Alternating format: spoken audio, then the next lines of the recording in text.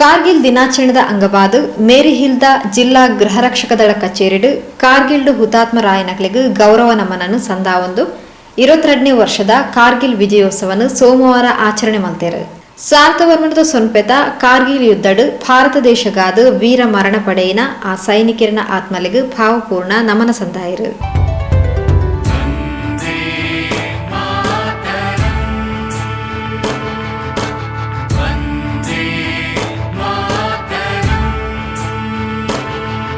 ಗುರ್ಕಾರ್ನು ವಯಸ್ಸಿನ ಜಿಲ್ಲಾ ಗೃಹರಕ್ಷಕ ದಳದ ಕಮಾಂಡೆಂಟ್ ಡಾಕ್ಟರ್ ಮುರಳಿ ಮೋಹನ್ ಚುಂತಾರು ಪ್ರಾಣನೆ ಕೊರ್ನ ಸೈನಿಕರನ್ನು ನೆಂಪು ಮಲ್ಪುನಿ ನಮ್ಮ ಕರ್ತವ್ಯ. ಆ ಸಮಯಡು ಪ್ರಧಾನಿ ಆದಿತ್ಯನ ವಾಜಪೇಯಿಯರು ಶಾಂತಿ ಸಂಧಾನಗ ಪ್ರಯತ್ನಿಸಾವಂದುಪ್ಪನ ಪೊರ್ತುಡು ಪಾಪಿ ಪಾಕಿಸ್ತಾನ ಕಾರ್ಗಿಲ್ ಪ್ರದೇಶಗ ಮೋಸರ್ದು ಸೈನಿಕರನ್ನು ಕಡಪುಡ್ದು ಆಕ್ರಮಣ ಮಲ್ದಿದ್ದರು. ಆ 74 ದಿನದ ಕಾರ್ಗಿಲ್ ಯುದ್ಧಡು ಭಾರತದ 20,000 ಸೈನಿಕರು ದೇಶಗಾದ ಕಿಚ್ಚೆದೆರ್ದು ಹೋರಾಟ ಮಾಡ್ತಾರೆ. ಸುಮಾರು 500 ಹೆಚ್ಚು ಸೈನಿಕರು ದೇಶಗಾದ ತಂಕ್ಲೆನೆ ಬಲಿದಾನ ಮಂತದು ಹುತಾತ್ಮರಾಪೇರು. ಹುತಾತ್ಮರ್ನ ಆತ್ಮಗ ಶಾಂತಿ ತಿಕ್ಕಡ ಪಂಡದು ನಮ್ಮ ಹಾರೈಸಿಗ ಪಂಡ ತೆರಿಪಾಯರು. ಈ ದಿವಸ ಜುಲೈ 26ರಂದು ಕಾರ್ಗಿಲ್ ವಿಜಯ ದಿವಸದ 22ನೇ ಆಚರಣೆಯನ್ನು ನಾವು ನಮ್ಮ ದಕ್ಷಿಣ ಕನ್ನಡ ಜಿಲ್ಲಾ ಗೃಹರಕ್ಷಕ ದಳ ಕಚೇರಿಯಲ್ಲಿ ಆಚರಿಸಿ ದೇಶಕ್ಕಾಗಿ ಜೀವ ತೆತ್ತಂತಹ ಹುತಾತ್ಮರಾದಂತಹ ಸೈನಿಕರನ್ನ ನೆನಪಿಸಿಕೊಂಡಿದ್ದೇವೆ.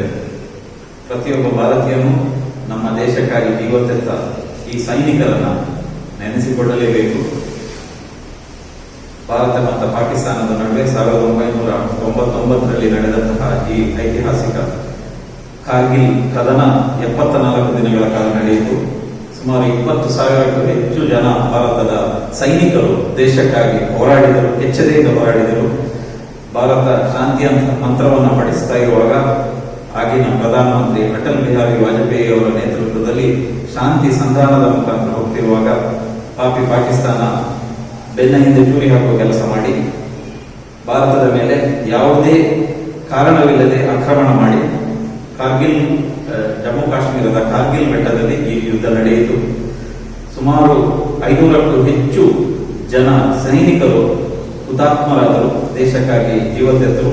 74 ದಿನಗಳ ಕಾಲ ನಡೆದ ಈ ಯುದ್ಧದಲ್ಲಿ ಕೊನೆಗೆ 1999 ಜುಲೈ 26ರಂದು ಭಾರತ ಜಯಶಾಲಿಯಾಯಿತು. Captain Saurabh Kalia, captain Vikram Batra, grenadier Yogendra Singh Yadav, lieutenant Manoj Pandey, rifleman Sanjeev Kumar, ಹೀಗೆ ಹಲವಾರು ಮಂದಿ ನಮ್ಮ ದೇಶಕ್ಕಾಗಿ ಕೆಚ್ಚೆದೆಯಿಂದ ಹೋರಾಡಿದರು. ಅವರ ಏನು ತ್ಯಾಗ ಬಲಿದಾನಗಳ ಪೂರಕವಾಗಿ ಇವತ್ತು ನಾವು ಸ್ವಾತಂತ್ರ್ಯವನ್ನು ಅನುಭವಿಸ್ತಾ ಇದ್ದೇವೆ. ನಾವು ಪ್ರತಿದಿನವೂ ಅವರ ಈ ಒಂದು ಬಲಿದಾನವನ್ನು ನಾವು ನೆನಪಿಸಿಕೊಳ್ಬೇಕು. ನಾವು ನಮ್ಮ ದೇಶದೊಳಗೆ ದೇಶದ ಸಂಪನ್ಮೂಲಗಳನ್ನು ಕಾಯುವ ಕೆಲಸಗಳನ್ನು ಮಾಡಬೇಕು. ಅವರ ತ್ಯಾಗ ಬಲಿದಾನಗಳನ್ನು ನೆನೆಸಿಕೊಳ್ಳುತ್ತಾ ಇವತ್ತು ನಾವು ನಮ್ಮನ್ನು ಮಗದೊಮ್ಮೆ ದೇಶ ಸೇವೆಗೆ ಸಮರ್ಪಿಸಿಕೊಳ್ಳೋಣ. ಜೈ ಹಿಂದ್.